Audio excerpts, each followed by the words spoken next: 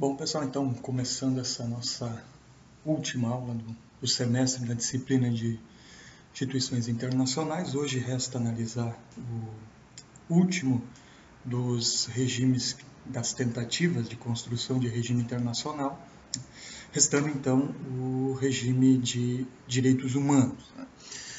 Lembrando que, juntamente com essa apresentação dos tópicos por vídeo, nós temos também aquela apresentação por PowerPoint com os principais tópicos da aula, a atividade que está disponibilizada, além dos textos que foram previamente elencados para vocês.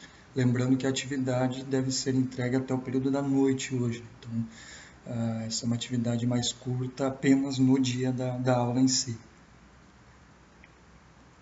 E que a atividade também vale um ponto extra na nota desse bimestre. No bimestre anterior continua a mesma nota que já havia sido estabelecida. Bom, para falarmos sobre essa tentativa de construção de regime do ponto de vista dos direitos humanos, basicamente nós observaremos as mesmas características dos regimes prévios que nós analisamos, do ponto de vista de perspectivas existentes e principalmente dos desafios existentes. Mas também existem algumas particularidades relativas à temática dos direitos humanos que essas particularidades acabaram fazendo com que essa temática tivesse uma abordagem um pouco mais receptiva ao longo da história do que outras temáticas que nós analisamos previamente. Se formos comparar, por exemplo, com a temática da última aula, a temática do meio ambiente, que é uma temática inserida de fato nas discussões de relações internacionais a partir da década de 70, basicamente, na Conferência de Estocolmo, do ponto de vista dos direitos humanos, é uma discussão que vem desde o século XIX. Uma discussão que inicia com as convenções de Genebra e inicia basicamente com uma concepção de direito humanitário. Essa foi a primeira concepção que nós tivemos relativo à proteção dos direitos da pessoa. E quando falamos em direito humanitário, nós falamos de alguma forma de proteção dos indivíduos em conflitos armados, tanto nacionais, do próprio país em conflito, como internacionais. Isso surge fundamentalmente em meados do século XIX, uma tentativa de criar um direito de guerra que gerasse algum tipo de restrição mínima nos atos de guerra que desse alguma proteção às pessoas envolvidas no conflito, tanto militares quanto civis. Fundamentalmente, então, um certo direito de guerra. Uma preocupação inicial, principalmente depois das guerras napoleônicas e de outros conflitos que foram ocorrendo ao longo da primeira metade do século XIX. Então, o direito humanitário é uma primeira forma de proteção aos direitos do indivíduo que surge fundamentalmente no contexto da guerra. Apenas no século XX é que começa a se trabalhar numa perspectiva mais ampla, no sentido de direitos humanos, e começa a se trabalhar, então, na perspectiva em si de direitos humanos. Então, essa evolução do direito humanitário, que diz respeito fundamentalmente à questão da guerra, para a questão dos direitos humanos, que estariam voltados para a proteção do ser humano, do indivíduo, tanto nos momentos de guerra, quanto nos momentos de paz. E a primeira grande tentativa de instalação da perspectiva de direitos humanos foi a Liga das Nações no pós-Primeira Guerra Mundial. E aí vale a pena lembrar. Considera-se, então, a Primeira Guerra Mundial como até então o principal conflito armado já existente. O que trouxe uma preocupação muito grande com relação à proteção dos indivíduos, mas não apenas na perspectiva da guerra. Porque se observou tanto com o histórico do imperialismo, no final do século XIX, início do século XX, como a própria abrangência que o conflito começou a ter, que não bastava apenas você tentar limitar as ações militares nos tempos de guerra para tentar proteger os indivíduos. Era preciso ter uma perspectiva um pouco mais ampla, uma perspectiva que desse direitos mínimos que garantissem a sobrevivência de qualquer ser humano em qualquer local. Uma perspectiva um pouco mais ampliada já do que era a perspectiva clássica do direito humanitário. Esse é um primeiro elemento a se levar em consideração. Então, essa diferença do direito humanitário, que existia previamente, preocupado fundamentalmente com a questão da guerra, proteção durante a guerra, um direito de guerra, e o posterior conceito de direitos humanos, com uma perspectiva um pouquinho mais ampla, uma perspectiva, então, de defesa dos direitos do ser humano, tanto nos tempos de guerra quanto em tempos de paz. E aí começam a surgir distintas abordagens sobre a temática dos direitos humanos, distintos níveis de abrangência da temática dos direitos humanos, que são as gerações dos direitos humanos. Fundamentalmente 3 delas. Já existe uma 4ª geração, os direitos humanos de informação, mas vamos centrar por enquanto nas 3 primeiras, as 3 clássicas, que ainda tem uma certa dificuldade para se estabelecer plenamente no sistema internacional ainda hoje, por mais que sejam já consagradas. A primeira perspectiva, os direitos humanos de primeira geração, podem também ser chamados de direitos humanos civis e políticos.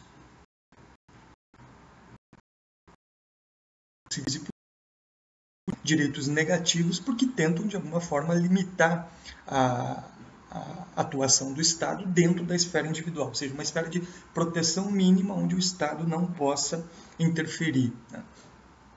E aqui nós estamos falando de uma perspectiva vinculada basicamente com o legado da Revolução Francesa, um certo legado iluminista, uma tentativa aqui de assegurar minimamente os direitos de participação política dos cidadãos e de reconhecimento enquanto cidadão. Esse reconhecimento tanto internamente quanto se esse cidadão sai do seu país de origem e vai para outros países, porque a gente está falando de garantias mínimas de proteção do Estado em relação ao indivíduo. Essa é a perspectiva fundamental que surge a partir da Primeira Guerra Mundial e essencialmente a partir da Segunda Guerra Mundial. Vale a pena lembrar, a Segunda Guerra Mundial, permeada por tentativas de instalação de projetos político-ideológicos, tanto o nazifascismo como o socialismo soviético, além do próprio capitalismo liberal, de uma democracia liberal, que nesse conflito de projetos político-ideológicos, muitos estados acabaram, de alguma forma, restringindo direitos e liberdades civis e políticas de cidadãos dos seus países e de cidadãos de outros países que residiam nos seus países. Isso, de alguma forma, depois da Segunda Guerra Mundial, tem uma preocupação em, de fato, limitar até onde a esfera do Estado poderia interferir na esfera individual, sendo que a esfera individual deveria ter minimamente uma capacidade de atuação do ponto de vista desses direitos civis e políticos, direitos de associação, que deveriam ser minimamente resguardados pelos estados e principalmente pelo sistema internacional, assim que, de forma que qualquer estado que tivesse políticas que restringissem ou afetassem esses direitos civis e políticos dos cidadãos ou de estrangeiros residindo naquele país, o sistema internacional teria a capacidade de condenar essas ações do Estado e, na medida do possível, instalar algum tipo de incentivo negativo, de alguma retaliação a essa restrição de direitos. Contudo, essa é uma perspectiva ainda relativamente limitada do ponto de vista de assegurar direitos dos indivíduos. E, principalmente nas décadas de 60 e 70, fundamentalmente ali, dentro da dinâmica da Guerra Fria, a perspectiva terceiro-mundista começa a criticar essa perspectiva clássica de direitos humanos e afirmar que assegurar apenas os direitos civis e políticos era insuficiente para garantir uma mínima subsistência e garantia de sobrevivência para o ser humano. Ela precisa ampliar um pouco mais essa concepção e abranger a questão econômico-social.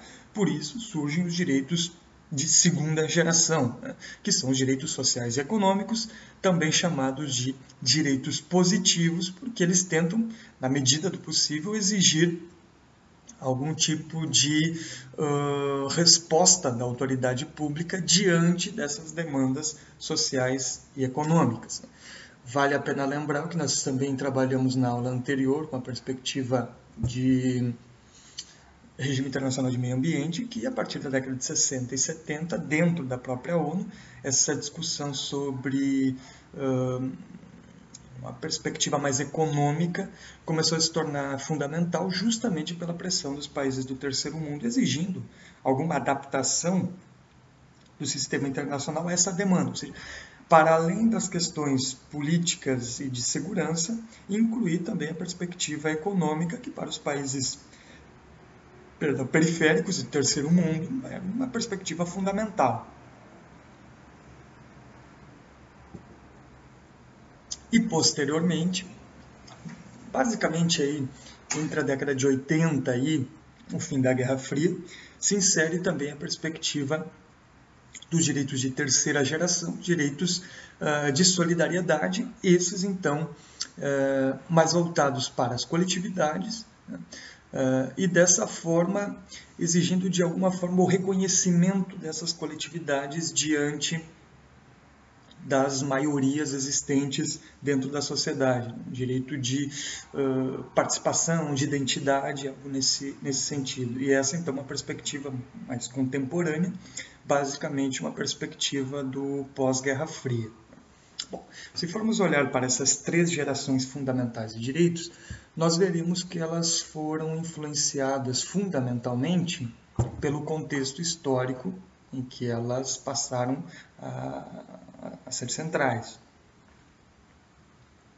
A primeira perspectiva, direitos civis e políticos, já desde o pós-Primeira Guerra Mundial, e dessa forma observando que uma restrição apenas do direito humanitário prévio relativo a um direito da guerra era insuficiente para conseguir limitar a ação do Estado diante do indivíduo.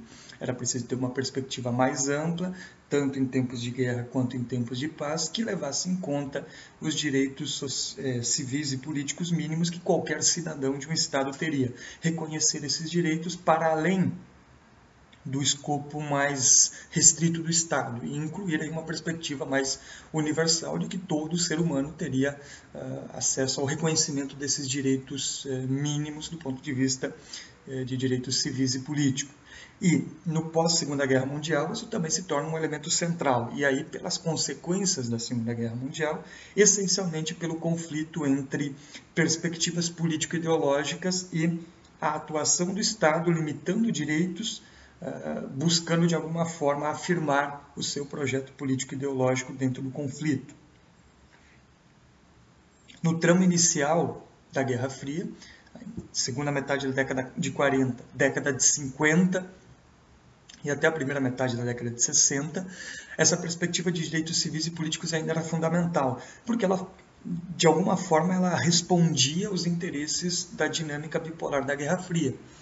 Porque, como nós já mencionamos em outras aulas também, isso faria com que, de alguma forma, impedisse qualquer tipo de intervenção de um bloco do conflito na realidade interna de um país que fazia parte do outro bloco. Exemplo, o que se considerava violação de direitos humanos, seja no leste europeu, seja nas ditaduras militares latino-americanas, era justificado pela superpotência do bloco como, na verdade, algo de autodeterminação, de soberania daqueles estados.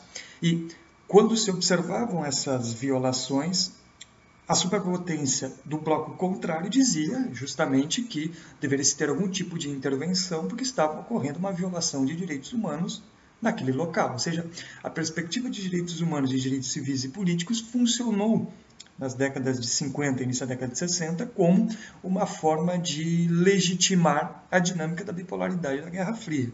Por isso que, durante a Guerra Fria, se usou muito essa argumentação dos direitos de primeira geração.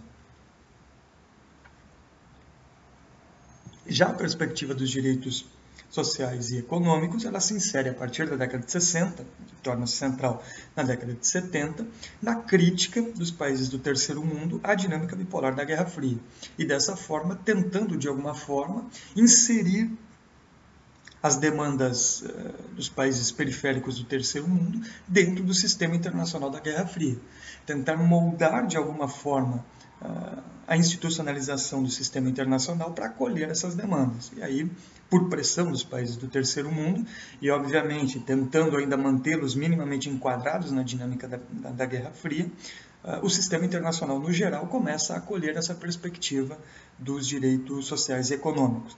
Já os direitos de terceira geração, os direitos de solidariedade, relativos às coletividades, se insere fundamentalmente no pós-Guerra Fria, quando já aquela dinâmica da bipolaridade e de certa restrição no tratamento de direitos humanos que se inseria na própria dinâmica da bipolaridade deixa de existir, o que começa a abrir espaço para uma perspectiva mais ampliada e mais universalista que traz como consequência a participação dos mais variados grupos, da multiplicidade de grupos existente dentro da sociedade em nível local e em nível internacional. Então, há pelo menos a possibilidade de abertura do sistema internacional para acolher essas demandas, gerando, de alguma forma, algum tipo de resposta a essas demandas. E essa dinâmica final dos direitos de terceira geração traz consigo um outro elemento que nós podemos analisar, que a perspectiva dos direitos humanos, diferentemente de outras tentativas de regime que nós analisamos previamente, a capacidade maior de acolher e há uma participação maior por parte da sociedade civil. Porque são debates que estão vinculados diretamente com os interesses individuais e de coletividades. Nesse sentido, há, por um lado, uma participação maior da sociedade civil. Por exemplo, a Convenção de Viena de 93,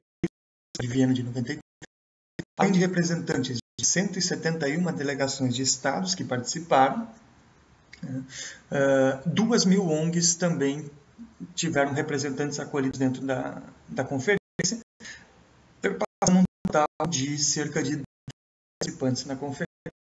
Aí, uma nova convenção internacional sobre direitos humanos. E a gente consegue observar minimamente como há uma certa adaptação recíproca entre os agentes estatais, por um lado, e os agentes da sociedade civil, por outro lado. Contudo, a perspectiva dos direitos humanos, ela ainda também, assim como as demais que nós trabalhamos anteriormente, depende fundamentalmente das relações intergovernamentais. Querendo ou não, em última instância, a aplicação interna dos acordos internacionalmente firmados ainda depende de uma adaptação dos governos. E a sociedade civil, assim como na perspectiva do meio ambiente, atua muito na fiscalização da implementação dessas normas internacionalmente acordadas. E essa perspectiva, relativamente ainda, se não centrada, mas dependente do governo, pode ser observado ao longo do tempo, do ponto de vista de violações de direitos humanos, e aí citar N casos seria relativamente irrelevante agora, mas basta citar a situação mais atual agora, relativa aos Estados Unidos, as denúncias com relação à política de imigração e a posterior retirada do Conselho de Direitos Humanos da ONU. Isso, novamente, por mais que possamos discutir também a diferença de política de Estado e política de governo, que, por mais que o governo atual tenha uma certa perspectiva crítica à abordagem mais universal de direitos humanos, em última instância, o discurso que sai mais mais recentemente agora, é um discurso já um pouco mais acolhedor das críticas que haviam sido feitas, porque a retórica dos direitos humanos é uma retórica central, tanto no período da Guerra Fria como no próprio período pós-Guerra Fria. Vale a pena lembrar que dos 3 pilares da tentativa universal de hegemonia dos Estados Unidos no pós-Guerra Fria, nós temos democracia liberal, representativa, economia de livre mercado e direitos humanos. Direitos humanos é um pilar fundamental também para essa tentativa de projeto universal de hegemonia. Então, fica difícil de se desvincular dessa política. Mas há de se observar, então, que nessa perspectiva, talvez a sociedade civil tenha uma participação um pouco mais relevante do que as outras temáticas que nós trabalhamos. Ou seja, anteriormente a sociedade civil era sempre afastada. Na perspectiva do meio ambiente, é ainda uma perspectiva fundamentalmente governamental, mas a sociedade civil já tem uma participação. E nessa discussão sobre direitos humanos é onde a gente observa uma participação um pouco maior da sociedade civil, mas ainda dependendo da perspectiva governamental para a implementação das normativas emanadas internacionalmente. Vejamos que outra questão podemos elencar. Direitos humanos também, por ter essa perspectiva de ser algo universal, e de fato universalmente aceito, vindo daquele histórico do direito humanitário, na questão da guerra, numa perspectiva cada vez mais ampla, inserindo novas temáticas, e nesse sentido, os direitos humanos dizem respeito à proteção da pessoa, historicamente acabam sendo utilizados como um elemento legitimador de intervenções internacionais em situações internas de violação de direitos humanos. Nesse sentido, durante a Guerra Fria, tentou-se utilizar a retórica dos direitos humanos para intervenções das duas superpotências em regiões periféricas. Contudo, quando a dinâmica da bipolaridade se inseria, a perspectiva da segurança era mais importante do que a perspectiva dos direitos humanos, ainda que a retórica dos direitos humanos sempre fosse utilizada. Como, por exemplo, no Vietnã, querendo ou não, a intervenção se dava também para tentar minimamente garantir direitos civis e políticos do povo vietnamita que estavam sendo violados naquele momento. Agora, no pós-Guerra Fria, aí sim nós vamos observar de fato o estabelecimento dos direitos humanos como um elemento fundamental na retórica para as intervenções internacionais em determinados conflitos em determinadas regiões. Basta citar alguns exemplos, como a Guerra do Golfo, no início dos anos 90. Claro que aí tem uma violação clara a perspectiva de segurança coletiva, com a invasão do Iraque ao Kuwait, mas também foi utilizada alguma retórica de direitos humanos. Posteriormente, a Guerra Civil na Somália, com a intervenção dos Estados Unidos, a Guerra nos Balcãs e a posterior Guerra do Kosovo, ainda na década de 90, onde a perspectiva de direitos humanos foi fundamental para a intervenção ocidental no conflito. O genocídio em Ruanda e a discussão de intervenção ou não, e aí gerando muitas críticas, por parte da frouxa intervenção internacional, para não dizer quase inexistente.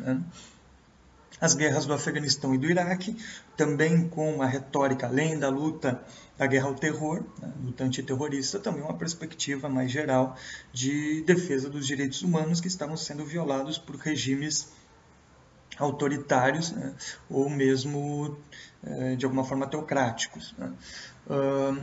Mas contemporaneamente a guerra civil na Síria e também toda a crise humanitária de refugiados, que acaba sendo uma perspectiva central fundamentalmente para a Europa, onde a discussão de direitos humanos novamente está presente.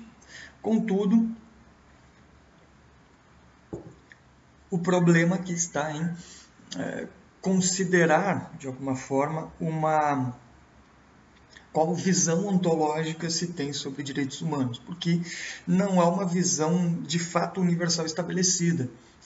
E essa visão universal se contrapõe a uma visão de certo relativismo cultural e de considerar que determinadas políticas existentes em determinados estados dizem respeito a prerrogativas daquela cultura, ou seja, é preciso se observar de alguma forma as particularidades, né, de cada cultura, de cada sociedade, e uma perspectiva mais universal tem uma certa dificuldade de se estabelecer.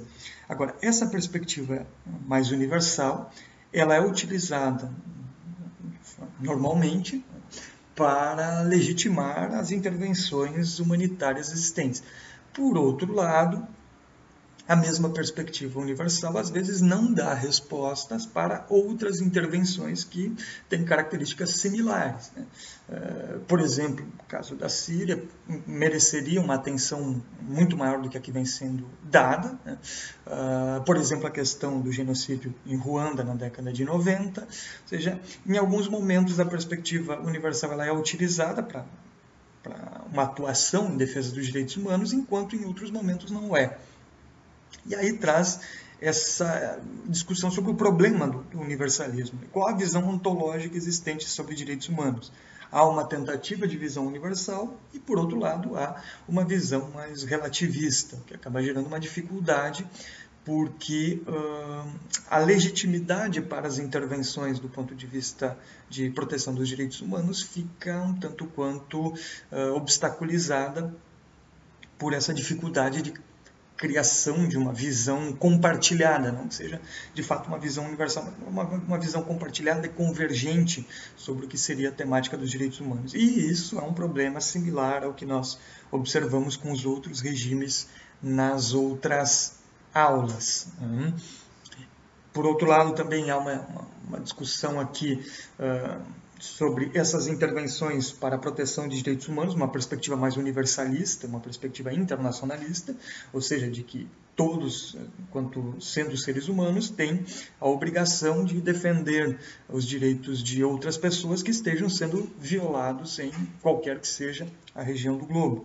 Contudo, essa intervenção, por mais que tenha retórica humanitária, de proteção dos direitos humanos, tem o obstáculo da soberania estatal, né, e da autodeterminação dos povos. Né? Até que ponto é possível abrir o espaço para essa intervenção internacional para proteger direitos de grupos locais? Né? Até que ponto isso não vai ferir a soberania do Estado e a autodeterminação daquele povo? E aí vem a questão do próprio relativismo cultural, ou seja, essa discussão é uma discussão central dentro da perspectiva de aplicação do regime internacional de direitos humanos. Há também uma certa assimetria e um descompasso na internalização das normas sobre direitos humanos, principalmente porque, por mais que hajam acordos celebrados internacionalmente, também não há uma hierarquização no processo de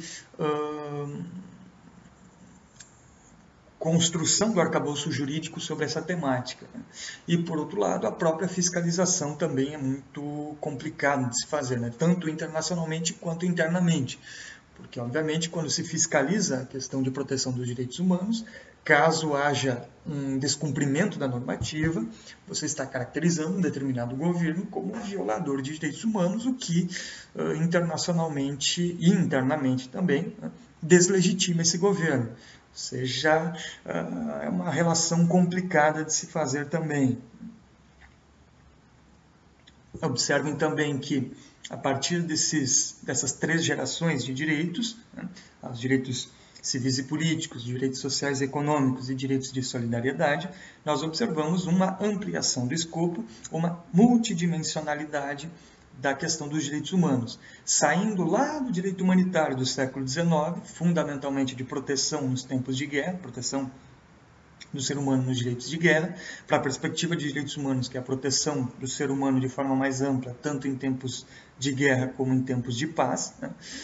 Chegando então à inclusão dessas múltiplas esferas que dizem respeito à vida do ser humano nessas três gerações de direitos, ou seja, a perspectiva de direitos humanos ela foi sendo ampliada ao longo do tempo. E essa ampliação gera o problema da universalidade ou da certa relativização e defesa da soberania do Estado. Essa discussão fica latente a partir da ampliação do escopo da própria temática. E outro elemento para ressaltar ao longo da discussão sobre essa tentativa de construção de regime é justamente a ampliação dos participantes saindo do escopo da esfera apenas governamental e incluindo também a sociedade nessa discussão. A sociedade aqui está incluída na discussão, na implementação e principalmente na fiscalização. Contudo, o papel do Estado já não é mais o papel único, como em outros regimes, mas ainda é um papel fundamental, principalmente porque vão ser os Estados que vão internalizar essas normas. A pressão da sociedade civil está justamente no aprofundamento da implementação dessa norma e a fiscalização do cumprimento dela. É um papel importante. Podemos ver assim que essa temática em si, dos direitos humanos no sistema internacional, acaba gerando uma discussão mais aprofundada do que outras temáticas que nós vimos anteriormente. Principalmente nas últimas 2, 3 aulas, onde nós falávamos de regionalismo e de tentativa de um regime internacional de meio ambiente, uma perspectiva que fica muito centrada nos governos, uma perspectiva que afasta a sociedade, que não tem uma participação muito grande, ou que os governos têm a prerrogativa da tomada de decisão e da implementação, que a sociedade não participa muito nesse sentido, além de uma perspectiva muito mais recente. Do ponto de vista de direitos humanos, é algo que, se observarmos lá a partir do direito humanitário, vem desde o século XIX, ou seja, uma perspectiva muito mais vigorosa no seu andamento histórico. E, principalmente no pós-Guerra Fria, começou a incluir cada vez mais a participação da sociedade civil.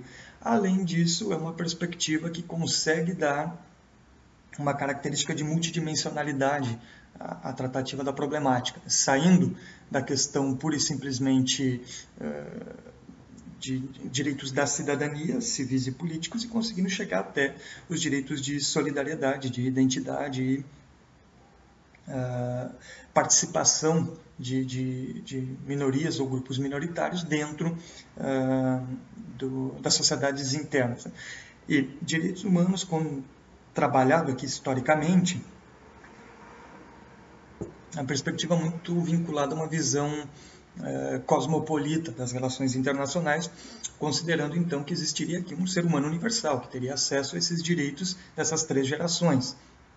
Independentemente do estado onde resida, esse ser humano deveria ter acesso e ter resguardados esses direitos estabelecidos no sistema internacional. E o sistema internacional, ou algum representante dele, quando observa uma violação desses direitos internamente, teria a prerrogativa de atuação para a correção dessa violação da normativa. Agora, isso vai trazer, obviamente, o problema da legitimação dessa intervenção diante da soberania local, até porque não existe também supranacionalidade, tanto na interpretação quanto na aplicação das normas sobre direitos humanos. Nesse sentido, ainda a prerrogativa de exercício dessa tentativa de regime internacional ainda é uma prerrogativa dos Estados. Ou seja, como nós vimos ao longo da disciplina, a supranacionalidade é algo que não conseguiu se desenvolver, mas que se trabalhe do ponto de vista teórico e se tente de alguma forma estabelecer, é complicado. E, se formos comparar, para finalizar, com outras tentativas de regime que nós observamos anteriormente, na perspectiva de direitos humanos, são normativas que vão sendo, instituições que vão sendo emanadas por parte dos Estados no sistema internacional com a participação da sociedade. E a partir dessas normativas, tenta-se de alguma forma criar padrões de comportamento no sistema internacional. Contudo, não há organizações realmente específicas do sistema internacional para o controle desses padrões de comportamento. E as organizações existentes, na verdade, são órgãos ou organismos dentro de sistemas organizativos mais amplos, né? Como o Conselho de Direitos Humanos dentro da ONU, como a Comissão Interamericana de Direitos Humanos dentro da OEA, ou seja, ainda estão subordinadas hierarquicamente a uma estrutura organizacional mais ampla. Essa é uma dificuldade que se tem. Não sei se seria o caso, talvez, de tentar trabalhar na perspectiva de criação de uma organização específica, que do ponto de vista teórico seria essencial para conseguir, de forma permanente, legislar e fiscalizar a implementação das normativas sobre direitos humanos. Ou seja, daqui nós temos um salto de instituições criadas pelos Estados no sistema internacional, com a participação da sociedade, para a tentativa de um regime internacional que, de alguma forma, consiga constranger os Estados a adotarem as medidas, as normativas estabelecidas internacionalmente, né? E como nós vimos teoricamente, esse salto no processo de institucionalização tem uma dificuldade para conseguir se manter estavelmente, algo que observamos também na questão do meio ambiente, né? Bom, esses seriam então alguns elementos fundamentais para nós analisarmos nessa perspectiva, né, para não alongarmos muito essa apresentação. Tenham em conta então essa evolução de direito humanitário para a perspectiva de direitos humanos, as 3 gerações de direitos, as intervenções para o cumprimento ou contra violações de direitos humanos, né, e a relação dessas intervenções com a questão da soberania e da autodeterminação, e também a questão de uma visão ontológica sobre o problema dos direitos humanos, ficando entre essa visão mais universalista e uma visão mais relativista relacionada com a soberania e com a própria autodeterminação. Essas, então, temáticas centrais para a perspectiva de direitos humanos. Para finalizar, recordo, então, que essa nossa última aula, mesmo feita do ponto de vista à distância, vocês têm a atividade disponibilizada para vocês, então leiam os textos, vejam a apresentação dos tópicos pelo PowerPoint e essa própria apresentação por vídeo, e façam a atividade, lembrando que a atividade deve ser entregue até o final da noite de hoje. Então, essa é uma atividade com menos tempo para ser realizada, e essa atividade vai valer um ponto extra também para vocês na média desse bimestre, né? E também lembrando que na próxima semana, então, dia 28, nós vamos realizar a nossa segunda avaliação dessa disciplina. E na semana seguinte, já no dia 5, então, nós realizamos o nosso exame, né, para quem necessitar a realização do exame também. Tudo bem?